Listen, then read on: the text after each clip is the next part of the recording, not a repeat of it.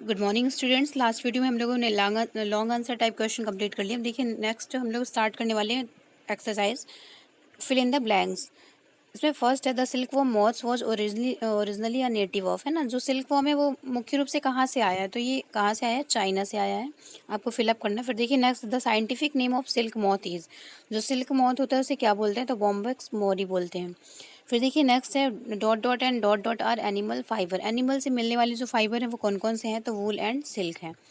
Wool is obtain from the dot dot of domestic सीप, है ना, डोमेस्टिकेटेड सीप।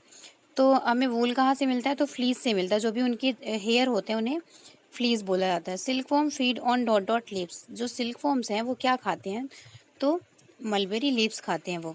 अब देखिए नेक्स्ट है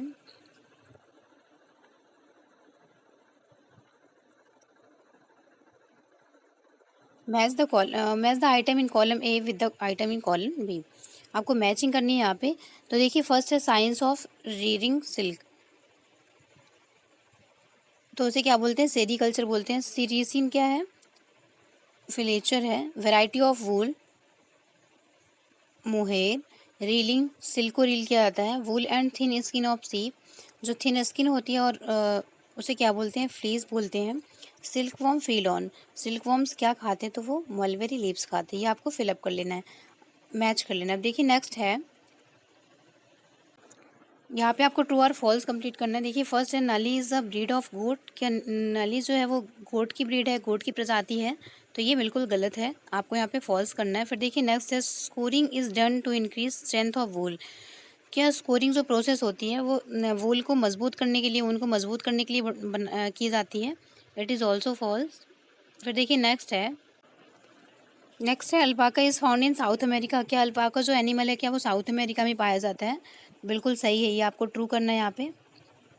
फिर नेक्स्ट है boiling of increase the weight of silk. जो वॉइल करने से जब हम वॉइल करते हैं सिल्क थ्रेड को, तो क्या उससे उसका वेट बढ़ जाता है, इट इज़ फॉल्स, ये गलत है। Silk is a very weak fibre. जो सिल्क है क्या वो बहुत कमज़ोर फाइबर होता है, बिल्कुल गलत है ये भी, क्योंकि सिल्क बहुत मजबूत होता है। Silk worm are killed at moth stage of to obtain silk. अब देखिए नेक्स्ट है multiple choice question. Which of the following is not an animal fibre. इसमें कौन सा एनिमल फाइबर नहीं है, तो सिल्क है, वूल है, जूट, पश्मीना, है ना। तो इसे जूट नहीं है, जूट पे टिक करना है आपको। फिर देखिए नेक्स्ट है which of the following is obtain from here of an animal.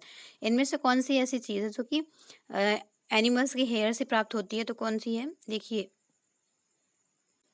तो हेयर से, वूल जो है वो हेयर से प्राप्त होता है। Which of the following is fine and light, है ना, कौन सा अच्छा और लाइट वेट होता है उनका, तो सिल्क का होता है। फिर देखिए नेक्स्ट है which of the following is related to wool production, है ना, इनमें कौन सा ऐसा है जो कि वूल प्रोडक्शन से रिलेट करता है, संबंध रखता है, तो रीलिंग है, सेरिकल्चर है, सीरिंग है, लार्वा है। तो इसका राइट आंसर है सीरिंग, ये आपको टिक करना है। फिर देखिए silk worm is a, silk worm क्या है, प्यूपा है, both caterpillar and pupa caterpillar, तो इसका राइट आंसर है कैटरपिलर, ये आपको यहाँ पे टिक करना है।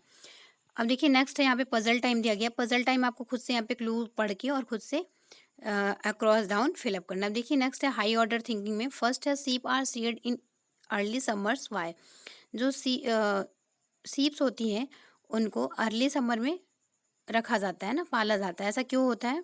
Shearing does not hurt the sheep, give a reason for this. भेड़ों को पालना उन्हें हर्ट नहीं कर यदि हम भेड़ों को पालते हैं तो ऐसा नहीं मानना चाहिए कि हम उन्हें हर्ट कर रहे हैं, नुकसान पहुंचा रहे हैं, उसके लिए रीजन देना आपको। Silkworm are killed in pupa stage Y.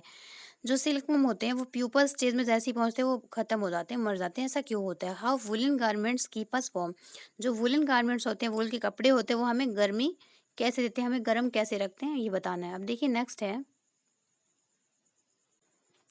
Group discussion. यहाँ पे आपको डिस्कस करना है advantage and disadvantage of natural fibre in comparison with artificial fibre. यहाँ आपको एडवांटेज और डिसएडवांटेज डिस्कस करना है। हिस्ट्री ऑफ सिल्क, सिल्क की हिस्ट्री डिस्कस करना है। फिर देखिए लाइफ स्किल में आपको कुछ करना है। Visit a shepherd and find out the various breed of सीप ही हैज़। मतलब आपको एक सेफर्ड जो होते हैं, भेड़ों को पालने वालों को सेफर्ड कहते हैं, उनके पास जाना है और उनके पास कितनी वेराइटीज़ हैं, कितनी प्रजातियां हैं सीप की, उनके बाद वो डिस्कस करना है। How he takes care of his sheep, और वो कैसे उनकी देखभाल करते हैं। What are this sheep given as food, वो अपने सीप को खाने के लिए क्या देते हैं। And how is shearing done, और कैसे वो उनका पालन-पोषण करते हैं, इसके बारे में आपको देखना है। फिर देखिए नेक्स्ट है visit a local silk farmer and find out how he rears the silkworm.